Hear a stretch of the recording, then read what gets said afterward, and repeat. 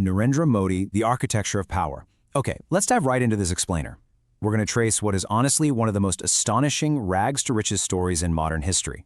Using the source material as our blueprint, we'll unpack exactly how a small-town boy defied some seriously impossible odds to become an absolute global titan. So, whether you're a political junkie or just kind of curious about the nuts and bolts of modern power, we've got a lot of fascinating ground to cover. Just think about the sheer contrast here. We're talking about a guy who started life in a tiny mud house with no electricity and no running water. He literally swept floors and served tea barefoot in the dead of winter. And yet fast forward to 2025, and he's leading 1.4 billion people. He's arguably the most recognized leader on the planet right now. So how on earth do you bridge a gap like that? Well, let's find out. Section 1. From tea stall to politics.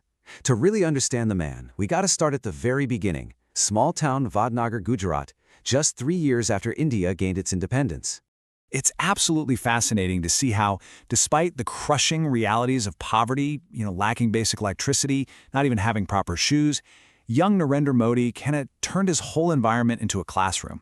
He'd be up at 4 a.m. helping his dad boil water, serving tea in these little clay cups to exhausted travelers at the local railway station. But here's the thing. Instead of feeling defeated by it all, he used that station to eavesdrop on conversations about world politics. And when he wasn't working or at school, he was buried in the library. He was deeply, deeply influenced by the spiritual teachings of Swami Vivekananda, who was all about self-discipline, courage, and serving the nation. And all that curiosity led to a truly shocking decision. At just 17 years old, 17, he packed up and left home. No heads up to his parents, no money in his pocket, just this burning drive to discover the world. And shortly after he came back, he made another massive choice. He walked away from an arranged marriage to a woman named Jashodaben. He just decided that a traditional family life, well, it wasn't for him. He wanted to dedicate himself entirely to a much bigger purpose. Section 2. Rising through the ranks. Coming back with this fire inside him, he completely rejected the traditional path and threw himself into a grueling, decades-long pursuit of discipline. His real training ground started at the absolute bottom. I'm talking sweeping floors and cleaning offices for the Hindu nationalist organization, the RSS. But he didn't complain, he just organized. During the 1975 national emergency, when opposition leaders were getting thrown in jail left and right, he actually went underground in disguise to avoid getting arrested. Fast forward to 1995, his organizing skills helped the BJP win the state elections in Gujarat. Then, in 2001, he unexpectedly lands the role of Chief Minister of Gujarat, which really set the stage for his eventual rise to Prime Minister in 2014. Moving into Section 3, the Gujarat turning point. Now, it was his tenure as Chief Minister of Gujarat that really cemented his national reputation. And the source material points out that it did so for entirely dual reasons. This period presents a massive dichotomy. On the one hand, Modi became famous as this highly visionary, development-oriented leader. I mean, he rapidly built better roads, brought in reliable electricity, and attracted these massive corporate investments that totally transformed Gujarat's economy. But on the flip side, his time there is permanently marked by the horrific 2002 riots, where over 1,000 people lost their lives. The source notes he faced intense controversy and fierce accusations regarding his handling of the violence. It was a dark period that haunted his political career for years. But it simultaneously forged his image as an unyielding, incredibly polarizing leader. Section 4. Becoming Prime Minister. Despite all that fierce political opposition stemming from the Gujarat era, his relentless determination pushed him right onto the national stage for the pivotal 2014 general elections. He ran on a platform of good governance, major economic growth, and of course, heavily highlighting his simple tea seller background. And man, it connected with the masses. The result? He secured an astounding 282 seats for his party, the BJP. To put that in perspective, this was an absolute earthquake in Indian politics. It handed the ruling Congress Party its absolute worst defeat in 30 years. The common man had officially taken the highest office. Section 5. Policies and Global Impact. Once he was Prime Minister, his administration faced some massive, systemic challenges. We're talking deep-rooted corruption, crumbling infrastructure, and an economy that just wasn't creating enough jobs. He met those huge challenges by rapidly rolling out these sweeping nationwide programs. The Jan Dhan Yojana, for instance, opened up millions of bank accounts to bring the poorest citizens straight into the financial system. Then there was Swachh Bharat Abhiyan, which was this massive, high-profile push for sanitation, and Make in India, that was all about turning the country into a global manufacturing powerhouse. Seeing all these programs roll out back-to-back really proved his capacity for large-scale organization and long-term thinking.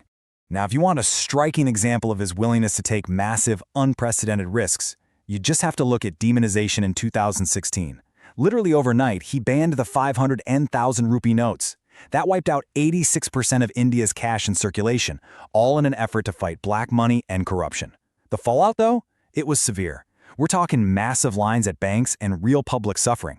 The source material shows it was a deeply controversial move with very mixed economic effects, but it absolutely cemented his image as a leader who wasn't afraid to make the hard, sweeping decisions.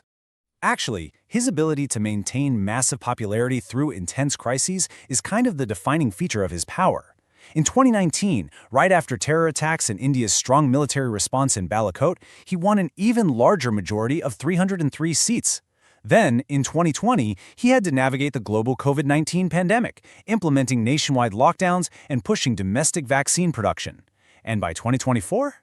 At 74 years old, he secured a historic third term. That makes him one of the longest-serving prime ministers in Indian history. Unbelievable, right? And it's not just domestic policy either. He is one of the most well-traveled Indian leaders ever. I mean, he's relentlessly traveled the globe, hitting over 60 countries. He addressed the U.S. Congress and got a standing ovation, received the UAE's highest civilian award, and he's navigated some incredibly complex diplomatic ties with leaders like Vladimir Putin and Xi Jinping. He's significantly expanded India's diplomatic footprint on the world stage. Section 6. The man behind the brand. So what actually sustains this unprecedented level of influence? Well, to really understand that, we have to look at the extreme personal discipline of the man himself. The source material explicitly points out that he has no traditional family life, no wife, no kids to focus on. His entire existence is basically this highly regimented blueprint. He wakes up at 4 a.m. every single day for yoga and meditation. He works 16 to 18 hours a day, and get this, he rarely takes a holiday, not even on major festivals. Plus, he sticks to a super strict vegetarian diet, mostly just drinking warm water. His life is 100% laser-focused on his vision for national development. But here's where it gets really interesting. He pairs that ancient, monk-like discipline with cutting-edge modern technology. By 2025, his digital footprint is just staggering. We're talking 100 million followers on X, 92 million on Instagram, and another 50 million on Facebook. By leveraging these platforms, he basically bypasses traditional media altogether so he can communicate directly with the masses. He hasn't just remained a politician, he's elevated himself into this massive standalone global brand. Ultimately, it's his charisma and those emotionally powerful speeches that connect so deeply with millions of people. Like this famous quote from his 2014 victory speech, "This is not just a government change, this is a new hope for India." That line really resonated because the people listening, they saw his life as living proof that your past does not have to define your future. For his supporters, he represents the idea that a person with no money and zero political background can literally rise to the absolute top. So as we wrap up this explainer on a life built entirely on defying the odds, the ultimate question the source material leaves us with is this: what are you going to do with your own dreams? I mean, if a kid selling tea at a railway station can become a prime minister, the blueprint, the hard work, the intense discipline, that never give up attitude, it's all right there. So will you just wait around for success or will you fight for it? Thanks so much for joining me today, and I'll catch you on the next one.